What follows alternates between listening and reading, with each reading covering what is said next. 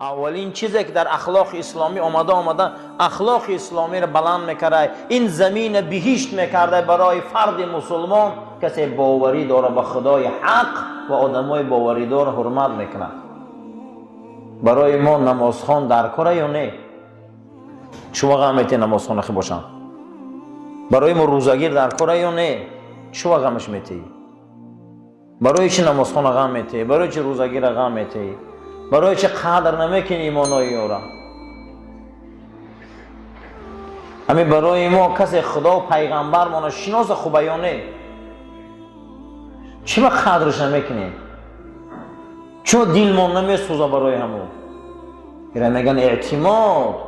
پیغمبر خدا گفته که تمامی زمین اگر بهات انکو یگان تا این بهاش به عقیده درست نمیشه و قسم به خدا پیش عقیده درست هیچ نمیگیره.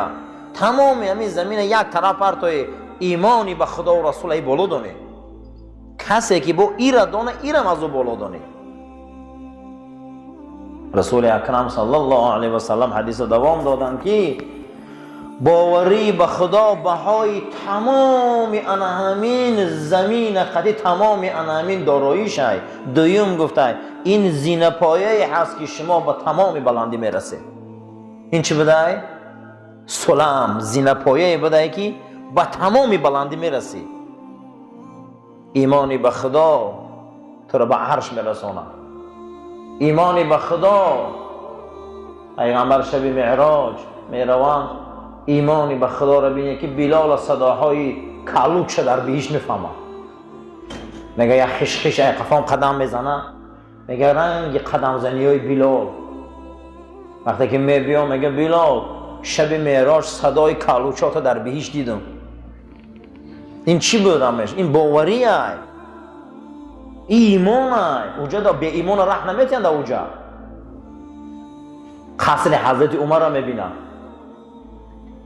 بهشت حضرت عمر را میبینه، حضرت حورایی که منتظر ابوبکرن او را میبینه، صالحین را میبینه، او مقام و مرتبه ها را در شب معراج میبینه. حضرت باوری به خدا این زینه پایه بوده که تو به تمام بلندی ها میرسی. ما باوری داریم که خدا ریس میانده. چو برای ریس دروغ میگیم؟ چو برای ریس به هزار کارهای ناپاک میریم فوق منسق میکنیم؟ برای ریسکیم چی کارو میکنیم؟ وقت باور داری که خدا رزاقه وقت نترسه که تو هیچ محل نترس. یکی از بزرگای خدا را قصه میکنن که 99 تا نام خدا را در ایجادیاتش میبیاره. 99 تا نام خدا را یک تا تحلیل کرده بوده. یک تا نامای خدا را تحلیل کرده بوده. خدا بخشنده چی خیلی بخشنده همینه باید ما تجربه کنم. میبیا به نام رزاقیش. به نام چی میبیا؟ رزاقیش که خدا ریسخته هست. بعد از اون میگه خدا ریسخته باشه چه من در ریسخ میتین؟ من هیچ نمیخورم. همین آب و نان من نمیخورم همین ریسخ باشه اگه هواش ای برمون. بعد میگه میتونه میگه یک کلان میگه امو مقصد خرجینی اسب شه گرفت، اسب شه سوارش بیابان در رفتن گرفت، همین تا اسب میگه بفرش اسب مونده با پیاده رفتن گرفت، همین تا رفت در این قصه اولیاء میبیاره. بعد رفت میگه دیگه آبم تمام شد، نان هیچی هم نداره، میگه پرتوف آخران رمق همون نفسو خونش میگه میجمع مونده بیهوش شد. غلطید همین گوشش قد یک صدای کاروان اومده است میگه زنگوله کاروان. وقتی میگه به گوشش میگه مو صدا و زنگوله کاروان فهمیده است که کاروان اومدگه، چشمش پوشیده هش رفتگه، اما میگه خیالش بیداره. کاروان میگه بالای سر شما صدا بلند کرد که مردم جمع بیسته که امیجا انسان هوشش رفته هوش رفتگه. میگه بالای سرم اومدن این خیبری برگشتن گفتن آب بیاره، مشکی آب بیاره بیدارش کنیم هوشیارش کنیم. میگه آوردن در بالام امیخه آب زدن که من دیگر به هوش هم نیاوردم، من بیهوش کردن گرفتم. میگه به همون نولی آب آوردن مشک در دهنم موندن، دندانم سخت جقیدم که من نخرم امورا. چه ریسک میداده باشم؟ بعد دهنش سخته نمیشوه، همین که کردن نمیشوه. میگه بعد در همونجا یک کاروانچیش میگه آدمی کمتر میگه چقانتر این برای نگاه کرد هیچ چیز نمیگه. میگه من عصا قدم میگم در همین دهنم من میگه زد، میگه دندانم شکست، همین شکسته از هم حلقم پایان میگه نول هم آب برد و معده‌ام در ریخت. بعد از میگه با هوشیار شدم گفتم چیزی را که تو تقدیر کردگی باشی دهن من نمیشکنه در معده‌ام جا میکنم. همه برای همین عزیزای هیچ محل برای ریسک زیق نشوه. این سبب بالا پایان دویدن ما. رزاق اوای باوری داریم که همون ریسک میتیم. اصلا برای ریسک حرام در نروه. نخواه آدم برای ریسک حرام در روه. نخواه که آدم برای ریسک حرام در روه. نخواه که آدم برای ریسک همین روز برادرش خفه کنه. رنگی تورتنک بوری در 10 جا تور تنیده. لیکن در 10 تورتنک 10 جا تور میتنه، در یه هفته یه پشت پشه میزنه. اینا هم خیلی هم 10 جا دست پا داره، اینجاش میدوه اینجاش میدوه اینجاش، لیکن نمیدونه که تقدیر شده رو میخوره. نمیدونه که همون تقدیر شده رو میخوره.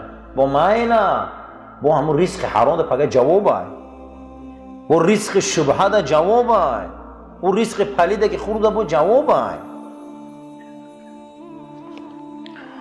اخلاق اسلامی چند قدر بحث کردیم. یک 3 یا 4 جمعه آخر درباره این بود که دوست داشتن دنیا سرچشمه همه خطاگی ها، سرچشمه همه بد اخلاقی ها از کجا سر میشده؟ دوست داشتن دنیا. با آمدیم که به دنیا هم نمیشه آخر، به دوست داشتن او هم نمیشه، به کار او هم نمیشه، به حرکت او هم نمیشه. کدام دنیا؟ همون دنیایی که در داخل او آخرت باشه خوب دنیای خوبه. همون دنیایی که در داخل او با چشم آخرت او را نگاه کنیم خیلی دنیای زیبا بوده. این دنیا دنیای رسول اکرمه صلی الله علیه و سلم که ما این دنیا قطع آخرت نگاه میکنیم. در این دنیا آخرت آباد صاحب میشیم. این خیلی دنیا باشه هیچ گپ نداره. درباره همین بحثا بود.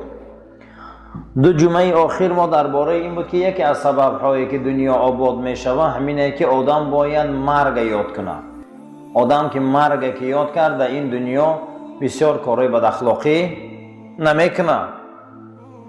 دوم یاد آخرت که ما چند قدر آخرت بینی داریم. انا امروز آمدیم یکی از مسئله هایی که دنیای ما رو آباد میکرده، اخلاق اسلامی رو به قوت میکرده است، تربیت دینی رو به قوت میکرده است، این دنیا رو آباد میکرده است، آخرت خیلی و خیلی برای ما گسترش گلستان میکرده است. این باوری بوده. چی بوده است نامش؟ باوری، اعتماد، باوری به چی؟ به خدا. که ما چند قدر به خدا باوری داریم. خدا باوری چیه؟ باوری خودش چیه؟ که همه ما در این بابت صحبت ها میکنیم. یکی از ریشه های اخلاقی این باوری به خدا بوده است. روایت حدیث بوده است از رسول اکرم صلی الله علیه و سلم که حضرت گفته بوده استیم باوری به خدا بهای تمام قیمتترین و قیمتترین چیزی که در این دنیا برای انسانیت موندگی است، چه او جانش باشه چه او طلا باشه، چیزی که برای انسانیت غال قیمت موندگی است، بهای آن همان گفته این باوری به خدا است. خواهی که در این دنیا به همه چیز صاحب شوی او چی بوده است؟ باوری به خدا. باوری به خدا یگان چیز به باوری به خدا برابر نمیشده است. قیمتترین متاع و مال دنیا رو امروز یک طرف منو برابر ده همون که از او 1000 بار بالاترم، 10,000 بار بالاترم چی را ما؟ باوری به خدا را. انسان وقتی که به خدا باور داشتگی باشه و آدم اخلاق داره. انسان وقتی که به خدا باوری داشته باشه این دنیاش آباده. جناب پیغمبر که باوری به خدا بهای تمام هستی همین دنیا است. همین دنیا را سیاره، همین دنیا را زمین برابر دی ایمان رو ندان. برابر چی ندان؟ ایمان رو ندان. وقتی تو باوری به خدا داری ای همین سیاره را تو قیمتی. حضرت ابوبکر صدیق رضی الله تعالی عنه وقتی که میبیاین این قدر دارایی دارن همین حضرت بلال رو کی میخره؟ برای چی میخره؟ برای ایمان. برای چی میخره مرا؟ ایمانش. اما در پیش بعضی از افراد با ایمان قدر نداره. ابو جهل چی میگن؟ تا یه تنگه پوچک میدادی من سیاره میدادم تا چی پول بسیار میتهی؟ برای بعضی آدم ایمان اهمیت نداره. برای بعضی آدم ببینید که ایمان چی گونه اهمیت داره. بعد از او حضرت در جواب چی میگن؟ ابوبکر صدیق اگر قدر ایمانی را میدونستی کو، اگر قدر ایمانی را میدونستی 16 17 تنگی طلا هیچ شولی، تو قدری را نمیدونی. آیا یگان مراتبه از روی ایمان یکدیگریمون حرمت کردگیم کم میکنیم؟ هم خیلی هست یا نه؟ خیلی باوری یکدیگریمون حرمت نمیکنیم، خیلی باوری ها یکدیگرمون قدر نمیکنیم. برای خریدن ابو بلال کی بیرون میبراید؟ کی میباید خودی مشرکات شرطنامه میبنده؟ کی مشرکات خودی صحبت میکنه؟ ابوبکر صدیق خدای نکنه یا مسلمان در یک بلا گرفتار نشود، یک نان دادن در میترسیم. یک دانه نان همی دهن محبس بریم که باید دراز کنیم. یا مسلمانی واقعی خیلی این گپی کلانه که یک انسان باوری یک آدم حرمت کنه. برای آن همین ما یکدیگریمون قدی به سلام خوب نمیکنیم، علیک خوب نمیکنیم، دنیامون بیزیبه.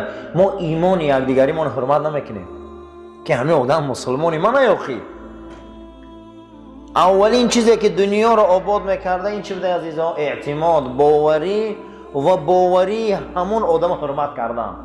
یا باوریمون حرمت کنیم. حضرت بلال وقتی که میخرن آزاد میکنن، بعد از او حضرت عثمان در می عذاب گرفتار بوده. حضرت عثمان بسیار امکشان غم داده. وقتی حضرت عثمان ایمان آورد، حضرت عثمان امکشان چپنه کشال کرد.